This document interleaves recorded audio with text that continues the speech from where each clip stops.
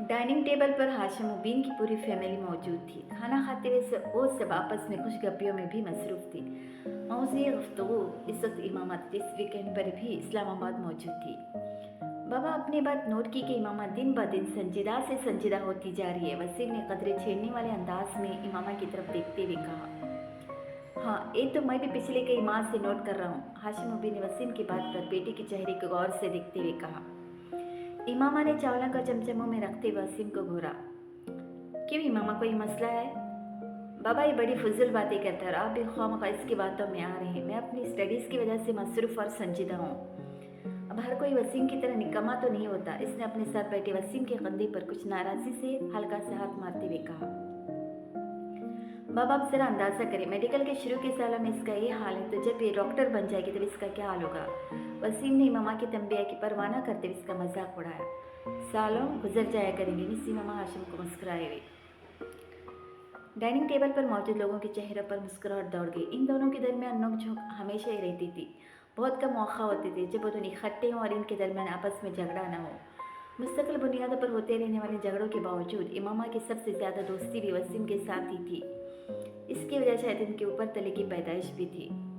और अब तस्वर करें, इस बार इमामा ने इसे अपनी बात मुकम्मल करने नहीं दी। इसने इसके कंधे पर पूरी कुव्वत से मुक्का मारा। वसीम पर कुछ ज़्यादा असर नहीं हुआ। हमारे घर में एक डॉक्टर के हाथ में शिफा के सिवा क्या क्या हो सकता है? आप इसका मुजाहरा देख रहे हैं, इससे आप ये अंदाज़ा भी लगा सकते हैं कि आजकल के डॉक्टर्स वार्ड में मरीजों के साथ क्या सलूक करते होंगे। मुल्क में बढ़ती शरह मौत की एक वजह। बाबा इसको मना करें, इमामा ने बिलाखिर हथियार डालते हुए हाशिम मुबीन से कहा। वसीम, हाशिम मुबीन ने अपनी मुस्कुराहट जब्त करते वसीम को झिड़का। वो बड़ी सादतमंदी से फ़ौरन खामोश हो गया। इसने पूरे लिफाफे को ग्राइंडर में खाली कर दिया, फिर से बंद करके चला दिया। खानसामा इसी वक्त अंदर आया। छोटी साहब लाए, मैं आपकी मदद कर दूँ, इसकी तरफ बढ़ा मगर इसने हाथ के इशारे से इसे रोक दिया। नहीं, मैं खुद कर लेता हूँ। तो मुझे दूध का एक गिलास दे दो, इसने ग्राइंडर ऑफ करते हुए कहा। खानसामा एक गिलास में दूध लेकर इसके पास चला आया।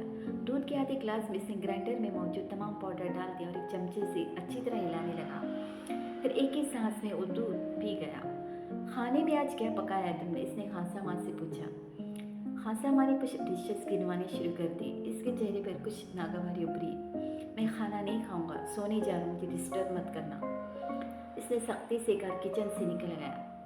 पैरों में पहनी हुई बाटा की चप्पल को फर्श पर तकरीबन घसीट रहा था। इसकी शूब बड़ी हुई थी और आंखें सुर्ख थीं।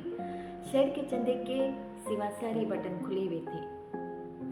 अपने कमरे में जाकर इसने दरवाजे को लॉक कर लिया और वहाँ मौजूद जहाजी साइज के म्यूजिक सिस्टम की तरफ गया और कमरे में बॉल्टन का man a man loves a man बुलंद आवाज़ में बजने लगा। वो रिमोट लेकर अपने बेड में आ गया और औंधे मुंह बेतरतीबी के आलम में लेट गया। इसका रिमोट वाला बायां हाथ बेड से नीचे लटक रहा था और मुसलसल हिल रहा था। इसके दोनों पांव भी म्यूजिक के साथ गर्दिश में थे। कमरे में बेड और इसके अपने हुलिये के अलावा हर चीज़ अपनी जगह पर थी। कहीं पर कुछ भी बेतरतीब नहीं था। कहीं पर गर्द का एक जर्रा तक नजर नहीं आ रहा था। म्यूजिक सिस्टम के पास मौजूद दीवारी शेल्फ में तमाम ऑडियो और वीडियो कैसेट्स बड़े अच्छे तरीके से लगी हुई थी। एक दूसरी दीवार में मौजूद रैक्स पर किताबों की एक बड़ी तादाद मौजूद थी। कोने में पड़ी हुई कंप्यूटर टेबल से आया था कि इसे इस्तेमाल करने वाला बहुत ऑर्गेनाइज्ड है। कमरे की मुख्तलिफ दीवारों पर बॉलीवुड के एक्ट्रेसेस और वहाँ के बैंड्स के पोस्टर लगे थे। बाथरूम के दरवाजे पर कमरे की खिड़कियों के शीशों को प्लेबॉय मैगजीन से काटी गई कुछ मॉडल्स की न्यूड तस्वीरों से सजाया गया था। कमरे में पहली बार दाखिल होने वाला दरवाज़ा खोलते ही बहुत बुरी तरह चौंका, क्योंकि बिल्कुल सामने खिड़कियों के शीशों पर मौजूद वो तस्वीरें जो लम्हों के लिए देखने वालों को तस्वीरें नहीं बल्कि असल लड़कियां नजर आती थीं। इन तस्वीरों को वहाँ लगाते हुए तरतीब का खास ख्याल रखा गया था। म्यूजिक सिस्टम जिस दीवार के साथ मौजूद है, इसी दीवार के कोने में दीवार पर एक इलेक्ट्रिक गिटार लटकाया गया था और इसी कोने में एक कीबोर्ड भी स्टैंड पर रखा हुआ था। दीवार पर गिटार से कुछ फासले पर पिकोलो, फ्लूट और ओबोए भी लटकाए गए थे। इस कमरे के यकीन को यकीन म्यूजिक से गहरी दिलचस्पी थी। बेड के बिल्कुल सामने वाली दीवार में मौजूद कैबिनेट में टीवी मौजूद है। इस कैबिनेट के मुख्तलिफ खानों में मुख्तलिफ ट्रॉफीज और शेल्फ्स पड़ी हुई थी। कमरे का चौथा कोना भी खाली नहीं था। वहाँ दीवार पर मुख्तलिफ रैकेट्स लटके हुए थे। इनमें से एक टेनिस का था और दो स्क्वाश के। इन रैकेट्स को दीवार पर लटकाने से पहले नीचे पोस्टर्स लगाए गए थे और इसके रैकेट्स इस तरह लटकाए गए थे कि यूँ लगता था वो रैकेट्स इन खिलाड़ियों ने पकड़े हुए टेनिस के रैकेट के नीचे गब्रिएला सबाटिनी का पोस्टर था, जबकि स्क्वाश के एक रैकेट के नीचे जहांगीर खान का पोस्टर था। जबकि दूसरे रैकेट के नीचे रोटनी मार्टिन का। कमरे में वही जगह जहाँ बेतरतीबी थी वो डबल बेड था जिस पर वो लेटा हुआ था। सिल्क की बेड शीट पूरी तरह सिलवट सजा थी और इस पर इधर उधर चंद पोर्नोग्राफी के गैर मुल्की मैगजीन पड़े थे जिनमें प्ले बॉय नुमाया थे। बेड पर एक पेपर कटर और कागज़ की कुछ छोटी छोटी कतरनें भी पड़ी हुई थी। यकीनन कुछ देर पहले उन मैगजीन से तस्वीरें काट रहा था। चिंगम्स के कुछ रैपर्स भी टेढ़े मेढ़े बेड पर ही पड़े हुए थे। डनहिल का एक पैकेट और लाइटर भी एस्ट्रे के साथ बेड पर ही पड़ा था, जबकि सिल्क की सफ़ेद चमकदार बेडशीट पर कई जगह ऐसे निशान थे जैसे वहाँ पर सिगरेट की राख भी थी। कॉफ़ी का एक खाली मग भी बेड पर पड़ा हुआ था और इसके पास एक टाई और स्टॉच भी थी। इन सब चीज़ों से कुछ फासले पर सराहनीय एक मोबाइल पड़ा था जिस पर एकदम कोई कॉल आने लगी थी। बेड पर औंधे मुँह लेटा हुआ नौजवान अब शायद नींद के आलम में था, क्योंकि मोबाइल की भी परिस्थिति से उठाए बगैर अपना दायां हाथ बेड पर इधर उधर फेरते हुए जैसे मोबाइल तलाश करने की कोशिश की, मगर मोबाइल इसके हाथ की रसाई से बहुत दूर था। इस पर मुसलसल कॉल आ रही थी। कुछ देर इसी तरह इधर उधर हाथ फेरने के बाद इसका हाथ साफ हो गया। शायद अब वो वाकई सो चुका था, क्योंकि इसके रखते पर रुक चले थे। मोबाइल पर अब भी कॉल आ रही थी। बेड से बाहर निकले हुए इसके बाएं हाथ में पकड़ा हुआ रिमोट एकदम इसकी गिरफ्त से निकलकर नीचे कारपेट पर गिर पड़ा। माइकल बॉल्टन की आवाज़ अभी भी कमरे में गूंज रही थी। When a man loves a woman. फिर एकदम कमरे के दरवाजे पर किसी ने दस्तक दी। फिर दस्तक की आवाज़ बढ़ती ही गई। मोबाइल की कॉल ख़त्म हो चुकी थी। दरवाजे पर दस्तक देने वाले हाथ बढ़ते गई और बेड पर औंधे को बेहिस हरकत पड़ा था। डोंट टेल मी इमामा, क्या तुम वाकई एंगेज्ड हो? ज़ैनब को जवेरिया के इंकशाफ जैसे करंट लगा। इमामा ने मलामती नजरों से जवेरिया को देखा, जो पहली मौजरत खाना अंदाज में इसे देख रही थी। इसे नहीं, मुझे देखकर बताओ, क्या तुम वाकई एंगेज्ड हो?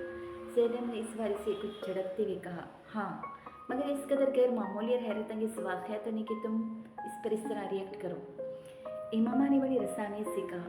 वो सब लाइब्रेरी में बैठी हुई थी और अपनी तरफ से हर मुख्तलिफ सरगोशियों में बातें कर रही थी। मगर तुम्हें हमें बताना तो चाहिए था, आखिर राज में रखने की क्या ज़रूरत थी? इस बार राबिया ने कहा। राज में तो नहीं रखा, बस ये कोई इतना अहम वाक़या नहीं था कि तुम्हें बता दी। और फिर तुम लोगों से मेरी दोस्ती तो अब हुई है, जबकि इस मंगनी को कई साल गुजर चुके हैं, इमामा ने वजाहत करते हुए कहा। कई साल से क्या मुराद है तुम्हारी? मेरा मतलब है 2-3 साल। फिर भी इमामा, बताना तो चाहिए था तुम्हें। ज़ैनब का एतराज़ अभी भी अपनी जगह कायम था। इमामा ने मुस्कुराते हुए ज़ैनब को देखा। अब करूँगी तो और किसी को बताऊँ या ना बताऊँ, तुम्हें ज़रूर बताऊँगी। वेरी फनी, ज़ैनब ने इसे घूरते हुए कहा। और कुछ नहीं तो तुम हमें कोई तस्वीर वगैरह लाकर दिखा दो मौसूफ की। है कौन, नाम क्या है, क्या करता है? राबिया हमेशा की तरह एक ही सांस में सवाल दर सवाल कर डाले। फर्स्ट कजिन अर्शद नाम है, इमामा ने रुक रुक कर कुछ सोचते हुए कहा। MBA किया और इसने और बिजनेस करता है। शक्ल सूरत कैसी? इस बार ज़ैनब ने पूछा। इमामा ने गौर से इसके चेहरे को देखा। ठीक है, मैं तुमसे पूछ रही हूँ, लंबा है, डार्क है, हैंडसम है? इस बार इमामा मुस्कुराते कुछ कहे बगैर ज़ैनब को देखती रही। इमामा ने अपनी पसंद से मंगनी की है, वो अच्छा खासा गुड लुकिंग है, जवेरिया ने इस बार इमामा की तरफ से जवाब देते हुए कहा। हाँ, हमें अंदाज़ा कर लेना चाहिए था, आखिर वो इमामा का फर्स्ट कजिन है। अब इमामा, तुम्हारा अगला काम है कि तुम हमें इसकी तस्वीर ला कर दिखाओ, ज़ैनब ने कहा। नहीं, इससे पहले का ज़रूरी काम है कि तुम हमें कुछ खिलाने पिलाने ले चलो, राबिया ने मदाखलत करते हुए कहा। फ़िलहाल तो यहाँ से चले, हॉस्टल जाना है मुझे। इमामा एकदम उठकर खड़ी हुई तो वो भी उठ गए। वैसे जवेरिया, तुमने ये बात पहले क्यों नहीं बताई? साथ चलते हुए ज़ैनब ने जवेरिया से पूछा। भाई, इमामा नहीं चाहती थी, इसलिए मैंने कभी इस मौजू पर बात नहीं की, जवेरिया ने मौजूद खवाना अंदाज में कहा। इमामा ने मुड़कर एक बार फिर जवेरिया को घूरा। इसकी नज़रों में तंबिया थी। इमामा क्यों नहीं चाहती थी? मेरी मंगनी हुई तो मैं तो शोर मचाती हर जगह, वो भी सूरत में जब मेरी अपनी मर्जी से होती, ज़ैनब ने बुलंद आवाज़ में कहा। इमामा ने इस बार किसी रद्द अमल का इजहार नहीं किया।